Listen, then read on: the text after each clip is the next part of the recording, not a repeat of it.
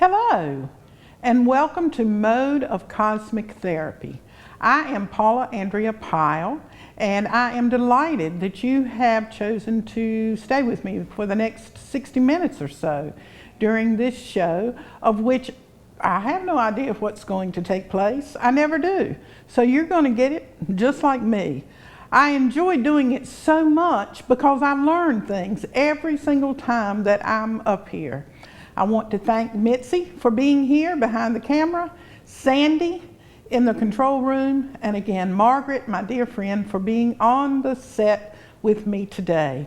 And if any of you would like to join me, just come on down or call the station and find out when I'm going to be here. That would be great. And then just join us, because I'd love to have you here too. You know, I was sitting here just before the show went on, and I decided to pick up a book. I usually don't do this, but I did on this one because I was waiting just a few seconds before we started the show. And I picked up my book. I have a whole table full. Y'all know that. I keep them there all the time. But this is my book, Mode of Cosmic Therapy, Esoteric Psychoanalytic Map of Astrological Houses. You know, as much as I love to talk, that I couldn't make a short book like astrology book or something like that. But anyway, I was thinking about it, and I turned to the page like I randomly do. Oh, let me give a brief explanation for any of you who have not ever tuned in before. What I do in Mode of Cosmic Therapy, if I was going to define it, which I have a terribly difficult time ever trying to do that, but the bottom line is this. Everything in life happens for divine reasons that we have no way of knowing what they are. We ascribe reasons and sometimes excuses, and we try to explain things, but they are far removed from what's actually going on. So everything that happens, though it appears randomly and as if it was not supposed to be part of the divine plan, it is. Everything, every word, every thought, everything that occurs is tied into this beautiful tapestry of artistic, sanctified creation. How you like that, Mitzi? That was a definition to be sure. Now, do you understand why I do? No, and I don't either. But anyway, we have a lot of fun. But I usually pick up random things and I place them all together, and within the hour you will see that every single solitary thing that I do is orchestrated as if I had scripted it.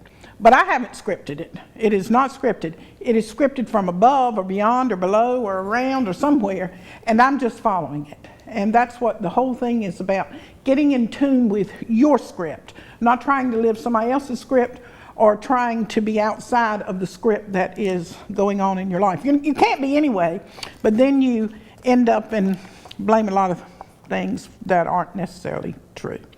Okay, anyway, on this particular page, and it happened to be 45 that I had turned to and laid it on my lap, here's what is written. We are all born into a particular dispensation of space and time. For divine reasons, we have no way of consciously knowing beforehand the merit or the difficulties associated. Let me get those. Mitzi, believe it or not, I'm going to try to stay seated more this show. The merit or the difficulty associated. Okay.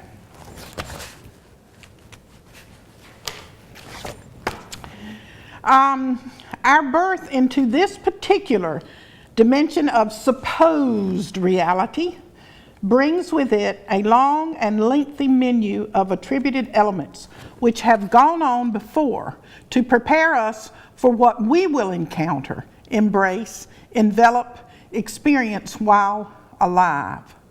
The soul we must embark upon fits the sole of our feet perfectly. I love that.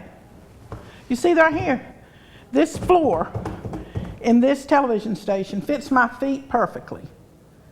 I mean, as if it were created just for me to sit here in this moment of time. And I walk on it, and it feels so good to me. Okay. What was I going to say? Soil.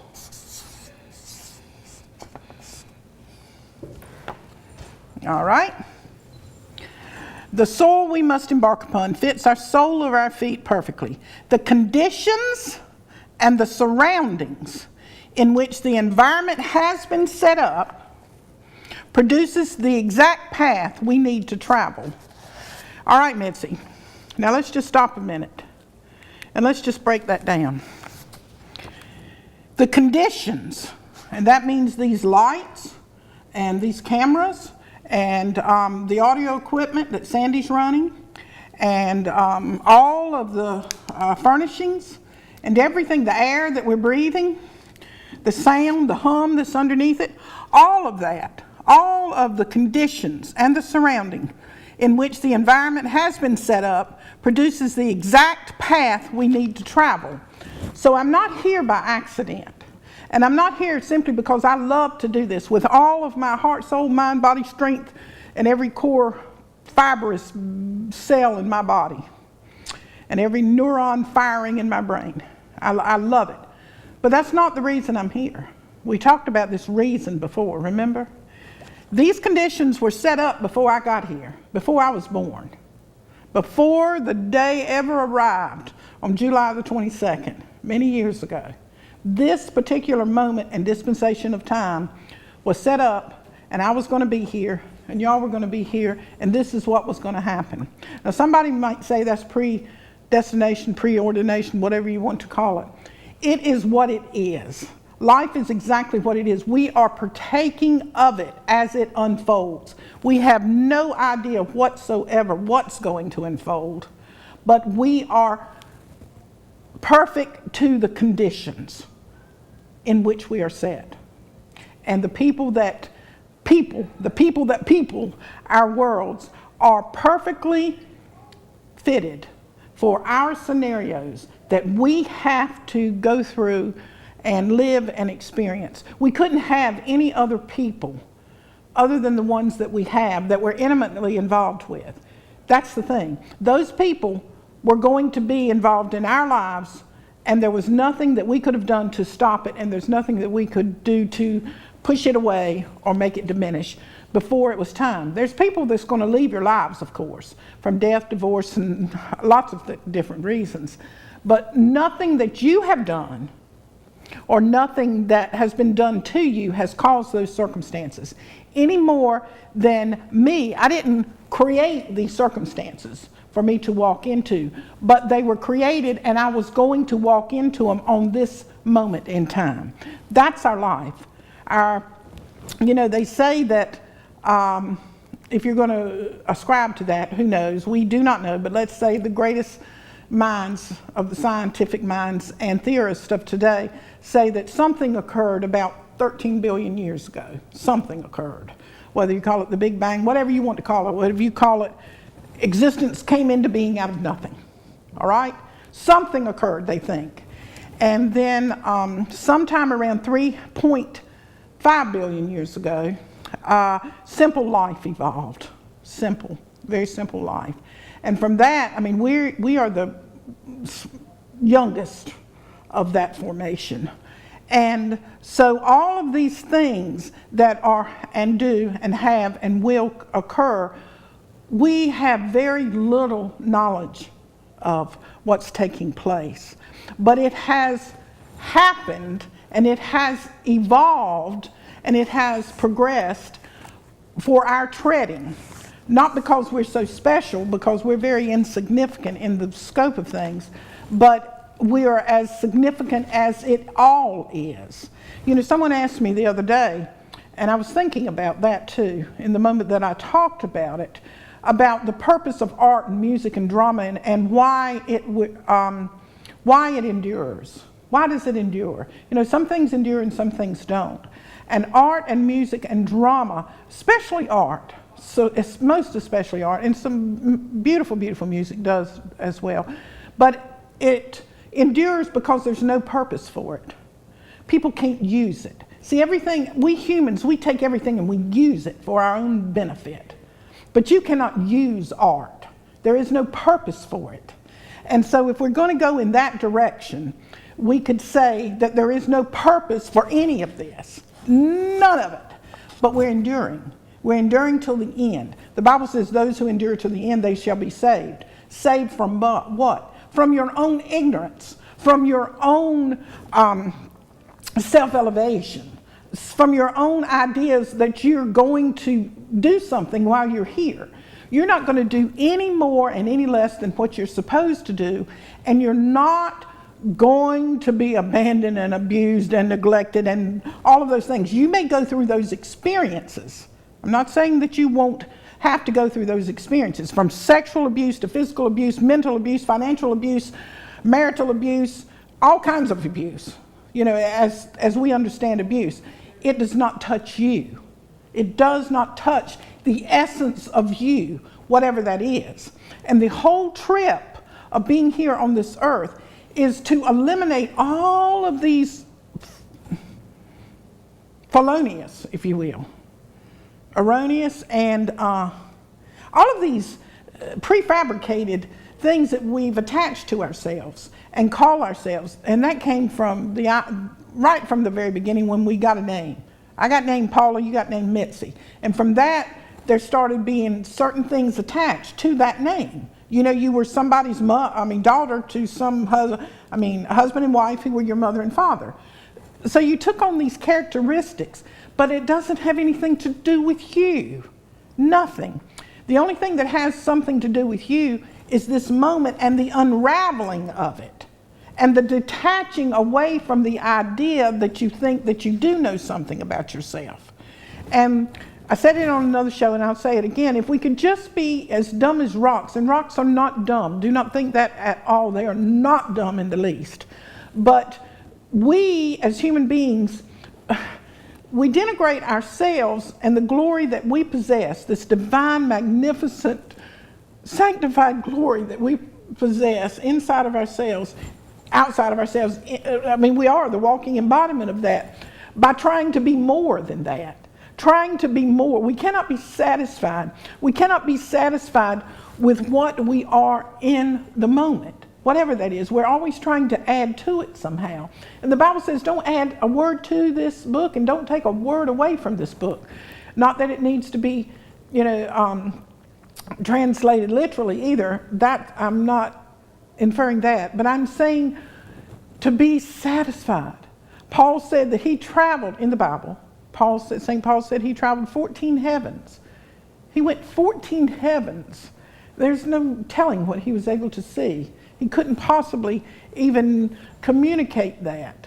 And yet, he said whatever state he finds himself in, he's content. Because he has that, flesh, that thorn in the flesh. We all do. And we have to embrace that. We cannot condemn it. I cannot sit here and say, okay, I'm an overweight old person, and I wish that I was younger, and I wish I wasn't as heavy. These are not the circumstances that I am supposed to be having at this moment, in this dispensation of time. This is the vehicle. This is my glorious chariot that I am driving at this time. I'm not driving it. The energy is coming through me, and I am riding in that chariot. But we want to take credit. We want to take credit for our hair, our eyes, our teeth, our legs, whether good or bad, indifferent. So much happens because we cannot be satisfied with where we are this moment. This moment. Just be silent. Be still in the midst of the whirlwind. Be still. Be still and just listen. Feel the ecstasy. Feel the sensual, sexual spirit of God running through every fiber of your being. This is it. This is as good as it gets. It doesn't get any better than this. There's nothing on the outside that adds to me. There's nothing on the outside that takes anything away from me. There's no one that can harm me. There's no one that can elevate me. And the same thing goes for you. And that's what we are here when it says, those who endure to the end will be saved. Saved of the ignorance that we place upon ourselves by trying to add to ourselves. Okay, let me go back to whatever it was that I was saying. We are all born into a particular dispensation of space and time. For divine reasons, we have no way of consciously knowing beforehand the merit or the difficulties associated. Our birth into this particular dimension of supposed reality brings with it a long and lengthy menu. Our birth into this particular dimension of supposed reality brings with it a long and lengthy menu of attributed elements which have gone on before to prepare us for what we will encounter, embrace, envelop, and experience while alive. So we're not out of order. We're not out of order. There's nothing that needs to be fixed. There's nothing wrong. There's nothing that we've got to worry about. There's nothing that we've got to be impatient about. There's nothing. It's gone on before us, it's going on ahead of us, but in all reality, it's happening right now. This is the moment, because the future does not exist, because as soon as I say these words, they're past. So it's all brought us here to this precise moment in time. Okay, the soil which we must embark upon fits the sole of our feet perfectly. The conditions and the surroundings in which the environment has been set up produces the exact path we need to travel. Okay, this is new, isn't it? I'm sitting down, Mitzi. It's sort of like a polar bear, which is born into the Arctic cold, or the toucan bird born in the tropical islands because of their core nature needing a conducive atmosphere and environment in which to struggle, strive, and survive. We too have not been inappropriately placed. Animals are situated in the precise location on the globe needful for them. So too are we. No other conditions, under no other circumstances, with no other family boundaries, including all conflicting involvements and laborious relationships attached, could have provided for us the